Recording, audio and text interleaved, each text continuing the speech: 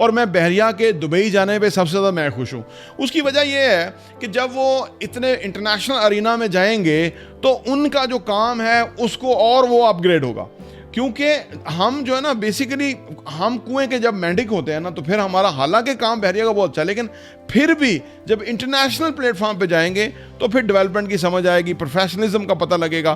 دیکھیے جی, اگر کوئی چھوٹا سا بھی کوئی بزنس کھول لیتا ہے نا اور اس کے اوپر وہ یا اس کی اولاد یا اس کی آگے نسل موجود ہوتی ہے تو وہ انڈو نہیں ہو سکتا, کیونکہ انہوں نے ایک چیز بنائی ہے, ان کو اس کا کلچر پتہ ہے, ان کے گھر کے اندر سے یہ چیز ڈیولپ ہوئی ہے, وہ جانتے ہیں, انہوں نے شب و روز اس پہ محنت کی ہے, انہوں نے اونچ نیچ دیکھی ہے, انہوں نے ہر کی, تو ایک سرٹن لیول پہ جا کے کوئی دنیا کی طاقت اس کو انڈو نہیں کر سکتی. میں ایک چھوٹے سے بزنس کی بات کر رہا ہوں. بحریہ ٹاؤن بہت بڑی حقیقت ہے, وہ جو بھی ہوں گے وہ بیسیکلی ایک گلدستہ ہے, اس کے اندر وہ پھول ہیں مختلف, تو اس طرح کے اور پھول بھی ہونے چاہیے, لیکن گلدستہ جو ہے اس کو خوبصورت بنانے کے لیے ضرور گورنمنٹ کو کنٹریبیوٹ کرنا چاہیے, کیونکہ بہت بڑا پیسہ باہر سے پاکستان آ سکتا ہے. کسٹمرز کو اکاموڈیٹ کرنے کی ضرورت ہے کہ جنہوں نے ان پیسے دے دیے تھے, جنہوں نے ان کے لیے ان کے نام کے اوپر پیسہ دے دیا تھا اور وہ ابھی تک انتظار کر رہے ہیں, ان کے پلاٹ نہیں ملے, ان کی ابھی فائلیں ہی ہیں, ان کو جگہ دینی چاہیے, ان کو سیٹل کرنا چاہیے, کیونکہ یہ دنیا مختصر ہے.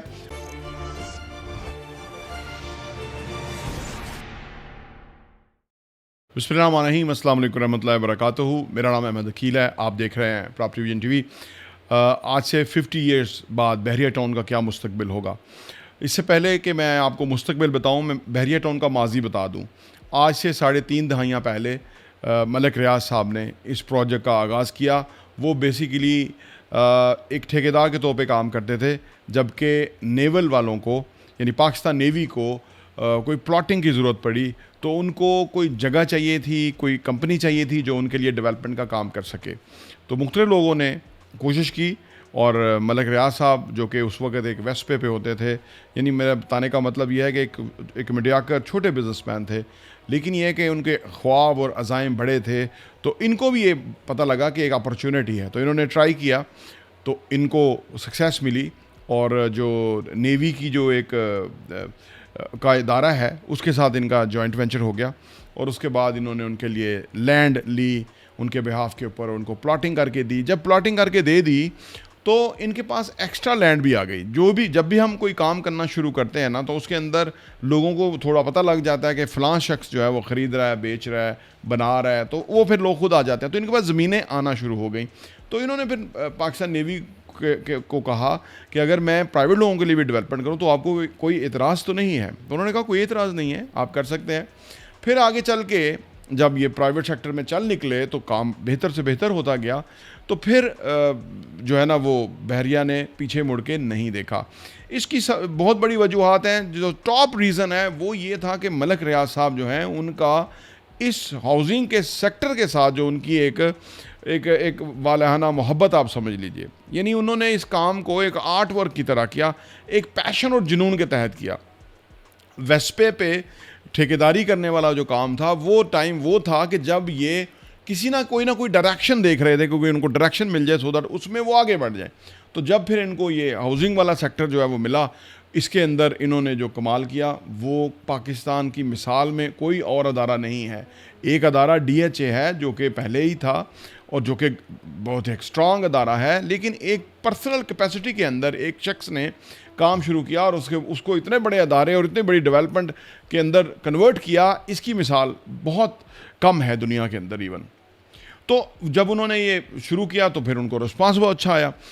فوکس انہوں نے مڈل اور لوور مڈل کلاس کو کیا, اور یہ وہ کلاس تھی کہ جن کے پاس ہاؤسنگ کی نیڈ تھی. آج بھی بحریہ ہی ایک ایسا برانڈ ہے کہ جہاں ریزنیبل پرائس پہ آپ کوئی چیز خرید سکتے ہیں. DHA میں نہیں خرید سکتے, اور بہت سارے برانڈ ہیں اس میں نہیں خرید سکتے. خاص یہ ٹاپ 2 ہی برانڈ ہیں, انہی کے آپس میں ایک کمپٹیشن بھی آپ سمجھ لیجئے یا ایک انڈرسٹینڈنگ بھی ہوئی ان کی آپس کے اندر جب DHA ویلی بنی اور بہت سارے اور پروجیکٹس ہوئے.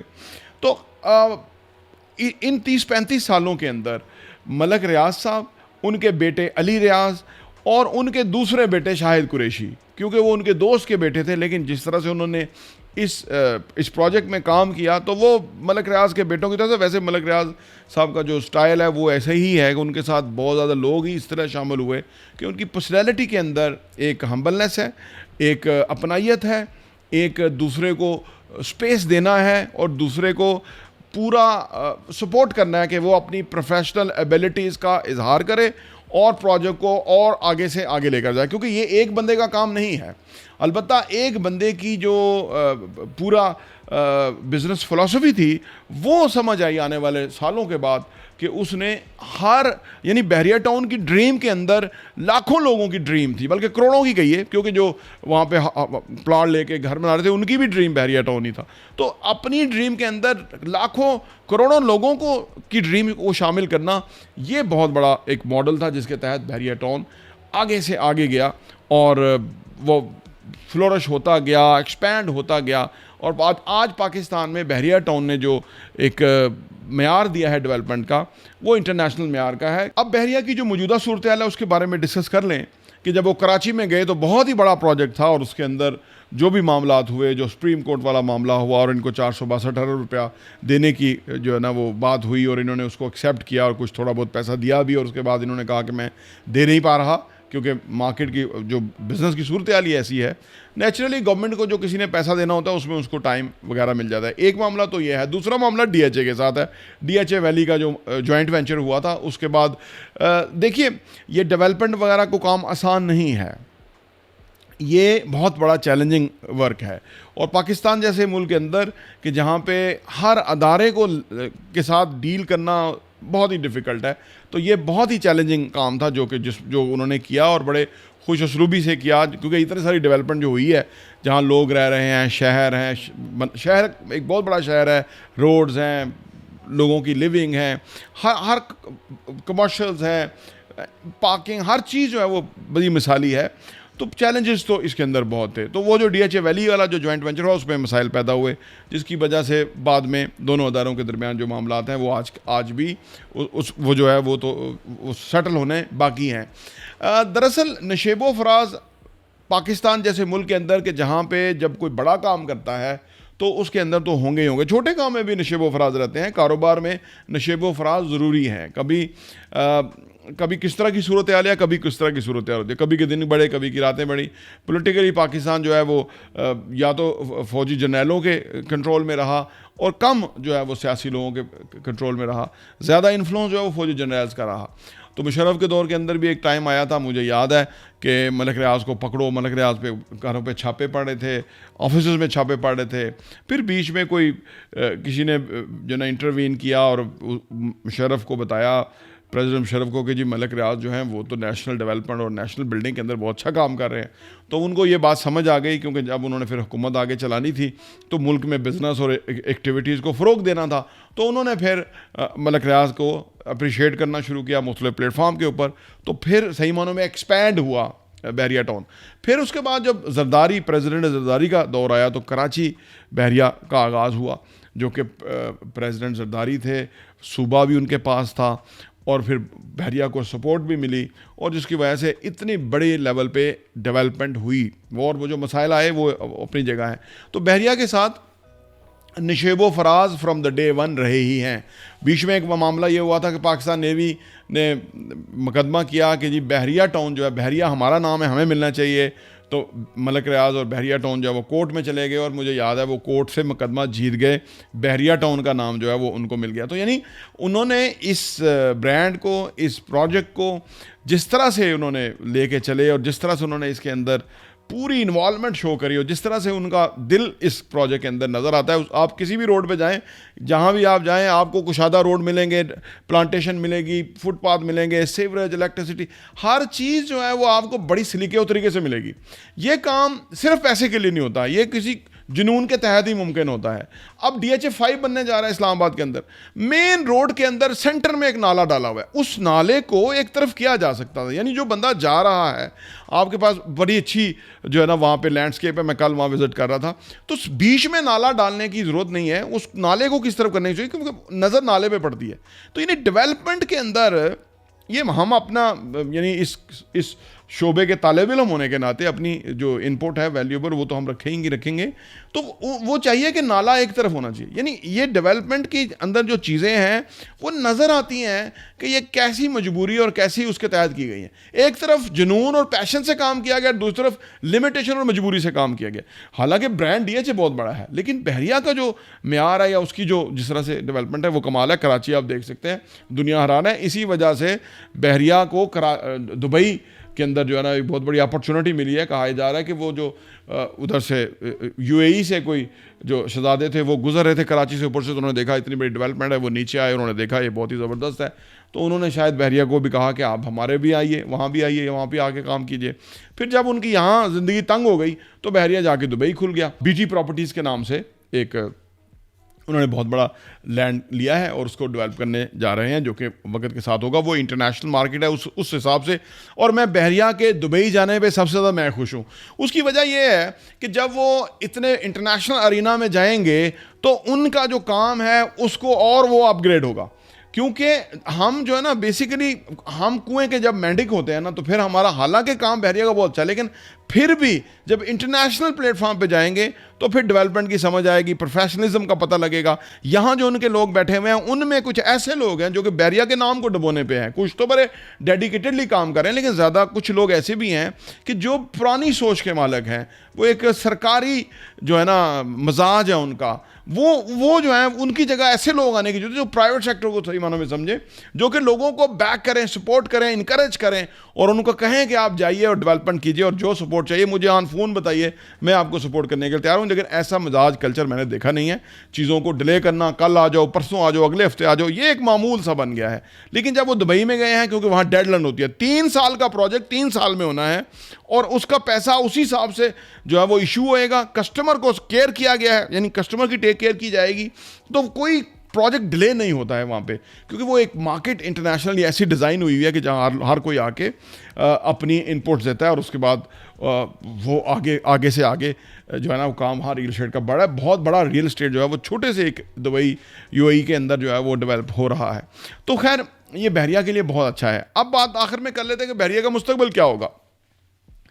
देखिए जी, अगर कोई छोटा सा भी कोई बिजनेस खोल लेता है ना और उसके ऊपर वो या उसकी औलाद या उसकी आगे नस्ल मौजूद होती है तो वो अनडू नहीं हो सकता, क्योंकि उन्होंने एक चीज़ बनाई है, उनको उसका कल्चर पता है, उनके घर के अंदर से ये चीज़ डेवलप हुई है, वो जानते हैं, उन्होंने शब व रोज़ उस पर मेहनत की है, उन्होंने ऊंच नीच देखी है, उन्होंने हर की, तो एक सर्टन लेवल पे जाके कोई दुनिया की ताकत उसको अनडू नहीं कर सकती। मैं एक छोटे से बिजनेस की बात कर रहा हूँ। बहरिया टाउन बहुत बड़ी हकीकत है। अगर कोई ये चाहे कि ये अनडू हो जाएगा और इसके ऊपर ये ऐसे हो जाएगा वैसे हो जाएगा, तो मैं समझता हूँ कि शायद वो कोई खाम ख्याली ही है। ऐसा हो नहीं सकता। ये बुरा वक्त है। द मोमेंट गवर्नमेंट चेंज हुई, इस्टेब्लिशमेंट की जो वो ताकतें बदली नहीं आ गई, तो उन्होंने कहना बहरिया जो है वो बेहतरीन काम कर रहा है, ये तो कौमी डेवलपमेंट के अंदर काम कर रहा है। जहाँ तक बात लेन देन की है, जो कि उनको फ़ाइन हुआ है, ये हुआ है, वो तो वो देने के लिए तैयार हो जाते हैं। जब कोई देखे किसी से पैसे रिकवर करने होते हैं ना, तो अच्छी चीज़ ये होती है कि उसको काम करने दिया जाए, उससे कमिटमेंट ली जाए, उससे कहा जाए आप काम करो। जब काम करोगे तो आप पैसा जनरेट कर लोगे, आप पैसा पे भी कर सकोगे, अपना सिस्टम भी चला सकोगे और लोगों के लिए एम्प्लॉयमेंट और रोज़गार के मौके भी दोगे। तो यानी ये तो इस तरह के सेटलमेंट होना है एट सम स्टेज। तो मैं समझता हूँ कि बहरिया का मुस्तकबिल बहुत ही ताबनाक है। मैंने बताया ना कि जो दुबई वाला जो चैप्टर हुआ है, इसकी वजह से ये वाला बहरिया आने वाले टाइम में और बेहतर डेवलप होगा, क्योंकि जो भी दुबई जाता है ना, एक छोटी सी बिल्डिंग बनाता है ना, उसको लग पता जाता है वहाँ पे, क्योंकि वहाँ पे बहुत ज़्यादा जो है ना वो चैलेंजिंग एनवायरनमेंट है, एक ज़बरदस्त कंपटीशन है। बहरिया के लिए यहाँ कोई कंपटीशन नहीं था, डीएचए कंपटीशन नहीं था बहरिया के लिए, क्योंकि उसने वो करके दिखाया। डीएचए कहाँ था, बहरिया कहाँ है। आज डीएचए फ्लोरिश हो रहा है, आज वो बहुत नए नए इलाके खोल रहे हैं, नए नए पार्क बना रहे हैं, इवन रोड्स बना रहे हैं, लेकिन पहले नहीं था। तो लिहाजा इसका फ़ायदा ही होगा बहरिया को, जो मेरी दानिश के मुताबिक। تو بحریہ کا مستقبل جو آنے والے 20-30-50 سالوں میں بہت ہی تابناک اور شاندار ہے. میری دعا ہے کہ بحریہ DHA جیسے اور لوگ آئیں کہ جو بیسیکلی ڈیولپ کر کے لوگوں کو آباد کریں, لوگوں کے ساتھ جو کمٹمنٹ ان تھی ان کو اون کریں, تو وہ بھی پاکستان کی ڈیولپمنٹ میں اپنا کنٹریبیوٹ کر سکتے ہیں. لیکن جو سوسائٹیاں بے تحاشا فائلز بیچتی ہیں, یہ والا جو ماڈل ہے, یا تو پاکستان میں ریرا آ جائے, ریئل اسٹیٹ ریگولیٹری اتھارٹی آ جائے, اور یہ آئے گی ہی. دیکھیے ہم نے بھی دنیا کے ساتھ ہی چلنا ہے, یہ ابھی نہیں آئی تو 2-5 سال کے بعد آ جائے گی. اس سے یہ ہے کہ پورا جو ریئل اسٹیٹ سیکٹر ہے نا, یہ صحیح طرح سے ہینڈل ہوگا, کنٹرول ہوگا, اور اس سے پاکستان کا بہت فائدہ ہوگا. اگر میں بات کروں کہ جو بحریہ ٹاؤن اور DHA کے افیکٹیوز ہیں تو وہ ہیں, اور ان کو سیٹل کرنا بہت ضروری ہے. جو میری ساری بات ہے وہ یہ ہے کہ ایک برانڈ ہے جس نے آنے والے ٹائم میں آگے جانا ہے. جن لوگوں کا پرابلم ہے اور جو لوگ افیکٹ ہوئے ہیں ان بڑے پروجیکٹس کی وجہ سے, ان کو سیٹل ڈاؤن کرنا, ان کے ساتھ معاملات طے کرنا, میرے نزدیک ان اداروں کے لیے کوئی پرابلم نہیں ہے. صرف تھوڑا سا دل بڑا کر کے ان کسٹمرز کو اکاموڈیٹ کرنے کی ضرورت ہے کہ جنہوں نے ان پیسے دے دیے تھے, جنہوں نے ان کے لیے ان کے نام کے اوپر پیسہ دے دیا تھا اور وہ ابھی تک انتظار کر رہے ہیں, ان کے پلاٹ نہیں ملے, ان کی ابھی فائلیں ہی ہیں, ان کو جگہ دینی چاہیے, ان کو سیٹل کرنا چاہیے, کیونکہ یہ دنیا مختصر ہے. ملک ریاض نے بھی چلے جانا ہے, ہر کے نے چلے جانا ہے. لیکن جن لوگوں کے کا نقصان ہو گیا ہے یا جن لوگوں کو چیزیں ملی نہیں ہیں, ان کا جو نا ضرور جو ہے وہ جائز جو کام ہے وہ ہونا چاہیے. یہ بہت بڑی آواز ہے جو کہ ہم انشاءاللہ تعالیٰ اٹھاتے ہی رہیں گے. آخری بات کہ ریئل اسٹیٹ بڑا ہے, یعنی ریئل اسٹیٹ بہت بڑا انڈسٹری ہے, ڈپارٹمنٹ شعبہ ہے. بحریہ, DHA, اس طرح کے اور بے شمار نام بہت نیچے ہیں اس حساب سے. انڈسٹری کو ہمیشہ آگے کرنا چاہیے کیونکہ یہ نسلوں کا کام ہے. انڈسٹری کو سپورٹ کرنا, اس کے اندر دیکھنا کہ کیا امپرومنٹ ہونی چاہیے, دنیا سے ہمیں اپنے ایکسپرٹس کو یہاں بلانا چاہیے, اپنے لوگوں کو ٹرین کرانا چاہیے. اس لیول پہ ہمیں ضرور زیادہ فکر کرنا چاہیے انسٹیڈ آف کہ ایک برانڈ ہے یا ادارہ ہے یا کوئی بھی ہے. وہ جو بھی ہوں گے وہ بیسیکلی ایک گلدستہ ہے, اس کے اندر وہ پھول ہیں مختلف, تو اس طرح کے اور پھول بھی ہونے چاہیے. لیکن گلدستہ جو ہے اس کو خوبصورت بنانے کے لیے ضرور گورنمنٹ کو کنٹریبیوٹ کرنا چاہیے, کیونکہ بہت بڑا پیسہ باہر سے پاکستان آ سکتا ہے, اور وہ بے شک ریئل اسٹیٹ میں, ہاؤسنگ پروجیکٹ میں, کنسٹرکشن پروجیکٹ میں انویسٹ ہو, کل کو وہ مختلف شعبوں میں جائے گا اور پاکستان فلورش ہوگا. پراپرٹی انٹرویو دیکھنے کا بہت بہت شکریہ.